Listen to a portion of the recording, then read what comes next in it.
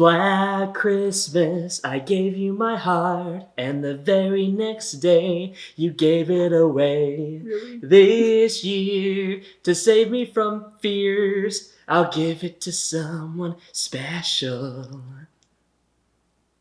That's a little weird.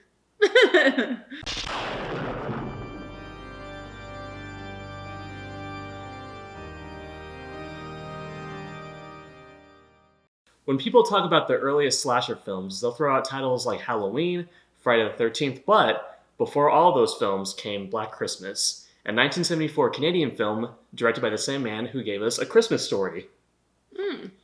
Another perennial holiday classic. So, this is honestly the granddaddy of all slasher films. Like, it established a lot of the cliches that we would see further down the road.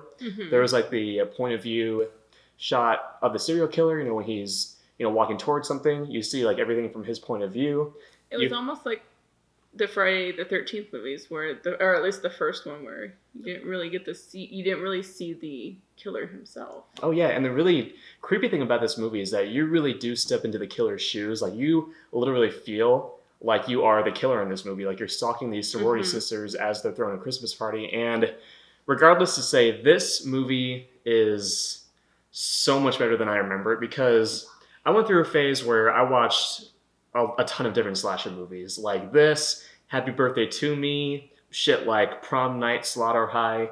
And I think it just kind of got lost in the shuffle. Rewatching this is a really good, nuanced slasher movie. I mean, it was my first time watching it. I know, I'm so behind. But yeah, it was my first time watching it, and actually it was a really good movie. Like, when you throw it in with those other slasher films like Prom Night or Slaughter High, you might think that it's not that good, but this movie, there's a lot of layers to it. Like, it brought up a lot of issues that most films back then wouldn't even touch, especially in the horror genre. Like, there's an abortion subplot in this movie. Yes, I remember that scene. Where Olivia Hussey goes to her boyfriend, and essentially she wants to get an abortion, which makes her a very complex character, more than you usually see in a slasher movie. And also, I think this movie has quite a bit to do with like feminism, like really showcasing how strong and independent these women are. What did you think of the characters in this movie? From some of the characters that I've seen, I definitely think, I guess they really, pulled the two characters together. Like the one character in the beginning, the one that dies right first off at the bat. Claire, yeah. But I don't know. I thought that the characters were really well established. You pretty much got their point of view. And a lot of them have like their own unique personalities. Margot Kidder, the late great Margot Kidder, is in this movie. She plays the boozy sorority sister Barb, and she has some really hilarious lines in this movie. I knew I recognized her face, and I just didn't think of that.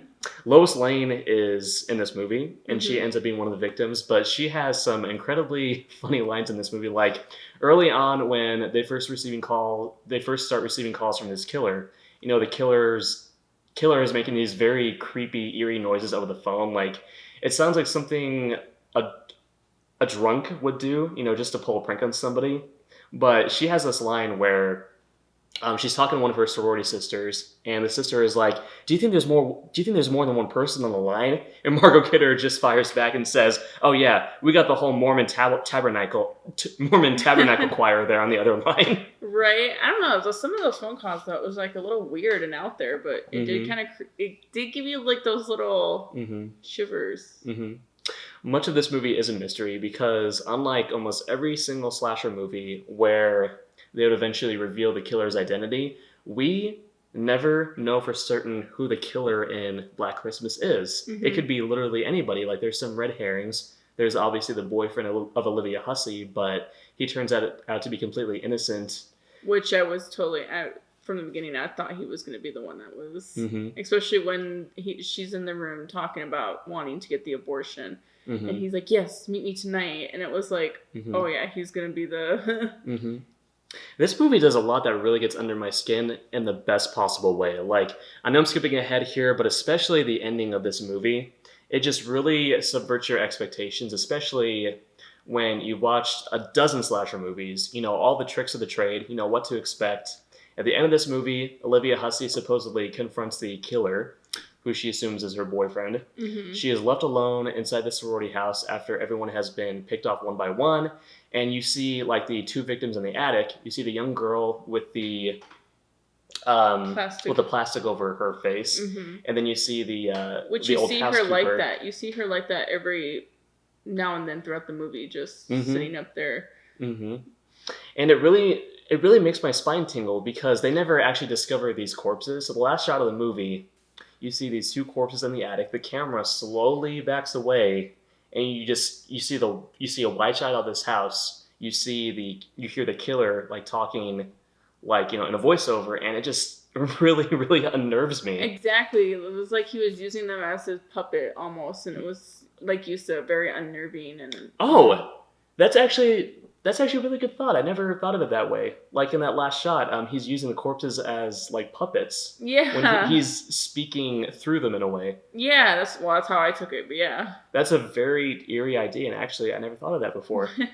You just made Black Christmas even more awesome for me.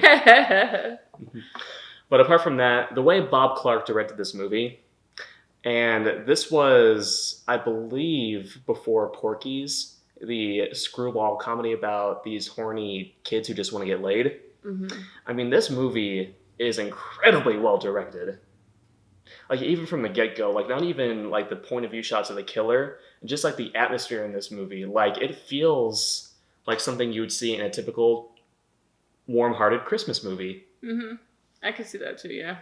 But there's also an underlying eeriness, like in almost every single shot. Mm-hmm. Everything just feels so cold and, hopeless. Or even in the shots where you think that there's something that's going to go down because of, like, either, like, they'll cue in the music or something like that. You just think something's going to happen. Whether it does or it doesn't, you're always feeling. Mm-hmm. Yeah. What's your favorite kill scene in this movie? The housekeeper.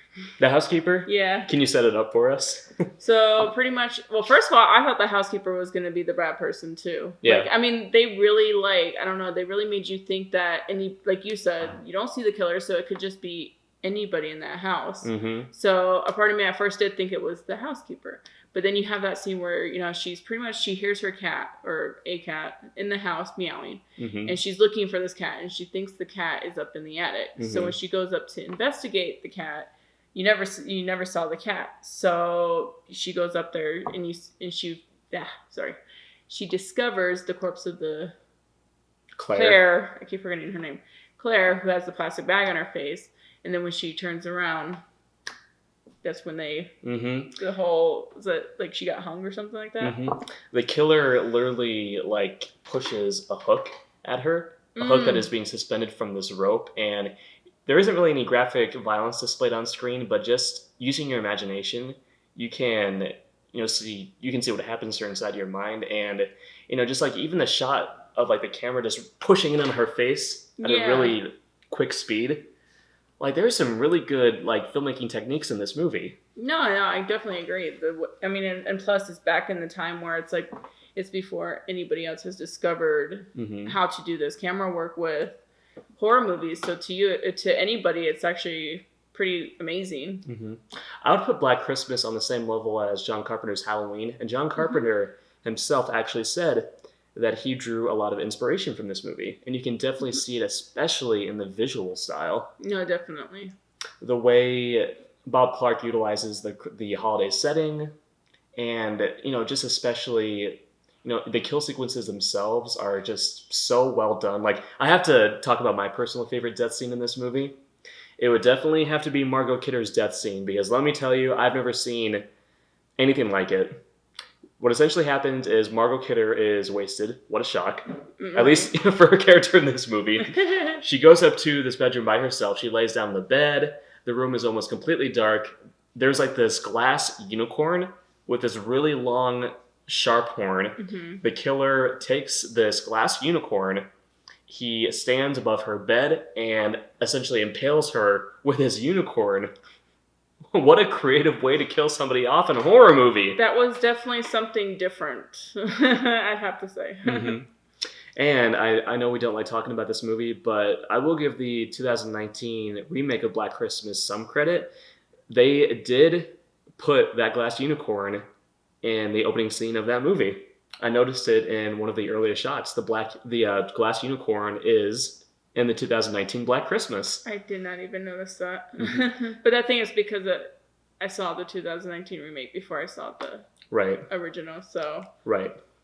Black Christmas is a film that's definitely stood the test of time. We haven't really talked about Olivia Hussey yet. Mm-hmm. I mentioned that she has a lot more depth to her than your typical final girl. Mm-hmm. The difference in this case is that she is definitely not a virgin. There's that rule in the slasher genre where if the girl is a virgin, she will essentially make it out alive. But no, not in this case at all. That's not the case. No, they definitely went the total opposite direction with that. And the female characters in this movie aren't just a bunch of horn dogs. They have their own unique traits. They have personalities. They don't want to just sleep around with every guy they come across. Yeah, that's what makes it really good is because a lot of horror movies do that where it's like you got Friday the 13th where it's nothing but nudity and everybody wanting to have sex but this one definitely stands alone from all that. Mm-hmm. And I'll just say this definitely isn't a feel-good Christmas movie, like in the slightest. It really is. I mean, what do you expect? It tries to put it off in the beginning like that, maybe a little bit. If you want to see a feel-good Christmas horror movie, I would recommend watching Silent Night, Deadly Night Part 2, also known as the Eyebrows movie. That's the movie with the infamous garbage day quote, and the actor just really loves to use his eyebrows in that movie. You're good, Doc. But I know all the moves. Or if you want to see a really warm-hearted Christmas movie, watch Kirk Cameron's Saving Christmas. Oh, wow. But, you could put this alongside other Christmas horror movies like Krampus, Gremlins, the first Silent Night, Deadly Night, and you'd have a pretty solid Christmas horror movie marathon. Exactly. I mean, what way to start off the holidays than a horror movie Christmas marathon? Oh, yeah. I mean, this time of year, people are usually settling down and watching good-natured classics like It's a Wonderful Life, Miracle on 34th Street, but not us. Nope. We're giving those holiday classics the middle finger, and we're watching eerie stuff like the 1974 Black Christmas. Exactly. But yes, like I said, rewatching this movie, it's definitely held up. There are just so many things about it that I definitely respect. It took a lot of risks when it comes to the slasher genre. Mm-hmm. I love analyzing it, and in fact, actually, just comparing this movie to like the slasher movies coming out nowadays, I mean, the slasher movies have followed basically the same formula for decades now, and it kind of astonishes me that one of the earliest slasher movies didn't follow many of those conventions. Yeah. No, I agree. I feel like it's just so, like, nowadays it's so typical with what they're doing with the horror movies. Mm-hmm. Like, I mean, I don't know, it's a shame that they're not coming up with anything new. Mm-hmm. Now, I will ask you, one more question, because this was your first time viewing Black Christmas. You did mention that one of your favorite actors was in this movie, playing a policeman. Oh, yeah, John Saxon. John Saxon plays a police officer in this movie, and John Saxon, where do we know him from? A Nightmare on Elm Street. A Nightmare on Elm Street. That's right. He plays Nancy's father in that movie. Nancy's father and a police officer again. He was the police officer in the horror genre. Mm-hmm. Exactly. Like every movie I've ever seen him in, he's always playing either a police officer and, I never seen him play a bad one, so yeah. Well, that must have been really exciting for you to see John Saxon in this movie. It was, because my first thought was, oh my gosh! Mm-hmm. Nash, be calm. Don't tell her that the guy's in the house. Just tell her to put down the phone and walk straight out the front door. So Black Christmas, it's a classic for a reason, and if you get a hold of this Scream Factory Blu-ray, I would definitely recommend it because the transfer on this is just marvelous. Oh yeah, I noticed that too. It's never looked better, in any format. Mm-hmm. I thoroughly enjoyed rewatching this movie. I will definitely be rewatching again in the near future. And one thing I'd have to say is, it's definitely a way to end the holidays, especially after watching the 2019 remake and then having to go and and visit this one, because it's like I needed something that was gonna cleanse my mind from that god-awful movie. Avoid the 2019 remake of Black Christmas at all costs. Definitely. I said in our review of the 2019 Black Christmas, if I had time and a flamethrower, I would track down every single copy of the 2019 Black Christmas and just blow it to smithereens because that movie was just so god awful. It is. This was definitely a relief to that. Much more grounded than the 2019 Black Christmas and even the 2006 Black Christmas, which is just a bizarre film. Mm-hmm. I haven't seen that one, so I don't know. Dude, that movie sucked. We had a really fun time talking about some Christmas horror movies this year. Definitely.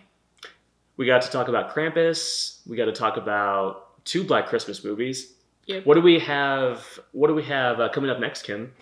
Oh, next week we are actually going to be discussing an overview of our top favorite horror films in 2019.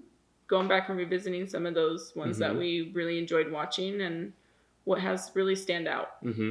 I can tell you right now, I've had the same favorite horror movie all year. Like ever since I first saw it in the theater. I'm definitely excited to talk about that. I think the same here. Mm-hmm. And we're just really looking forward to 2020. You know, we have some really exciting titles coming out. Definitely, especially in January. There's a whole bunch of movies that are coming out. Like the Grudge reboot. The Grudge. And then you got the, what's that one with Finn Wolfhard? Oh, The Turning. The Turning. I had to think because he had another one coming out too that I just saw a trailer on. But Finn Wolfhard is going to be in the new Ghostbusters movie. Yeah, that's the one I seen him in. I was like, nope, that's not the one I'm thinking of. Should we review the new Ghostbusters movie coming out in 2020? I think we could. I think it's passable. I think it's passable. I think we could probably talk about it, and maybe we'll do something special with Ghostbusters. You never know. We have some time to think about it. Stay tuned for that. But yes, if you like this, go ahead and subscribe to our channel, Round the Clock Frights. We hope you guys have a really great holiday season. Enjoy Christmas. Enjoy the Christmas horror movies. And enjoy your Christmas horror movies. They're sure to just bring you so much joy and pleasure. Have a great night, guys, and thank you again. Bye. So it's good.